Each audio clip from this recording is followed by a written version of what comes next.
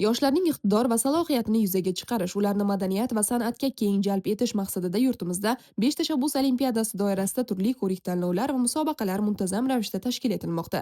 Shu munosabat bilan Jizzax viloyatining Zomin tumanida ham an'anaviy tarzda o'tkazib kelinayotgan Yoshlar ovozi ko'rik-tanlovining tuman bosqichi ko'tarinki kayfiyatda, yuksak ruh va bayramona muhitda bo'lib o'tdi. Mazkur tanlovda ishtirok etgan yoshlar estrada, an'anaviy ijro, baxshichilik va opera yo'nalishlarida 3 ta yosh toifasi bo'yicha o'z ijrochilik mahorati va ovoz imkoniyatlarini namoyish etishdi. Har bir ishtirokchi sahnaga katta ishtiyoq, mas'uliyat va ijodiy yondashuv bilan chiqib, o'z iste'dodlarini to'liq namoyon etishga harakat qildi. Tadbir davomida yosh iste'dodlarning chiqishlari tomoshabinlarda katta taassurot qoldirdi. Ularning har biri o'ziga xos ijro uslubi, ovoz tembri va sahna madaniyati bilan nafaqat tomoshabinlar, balki hakamlar hay'ati tomonidan ham munosib baholandi.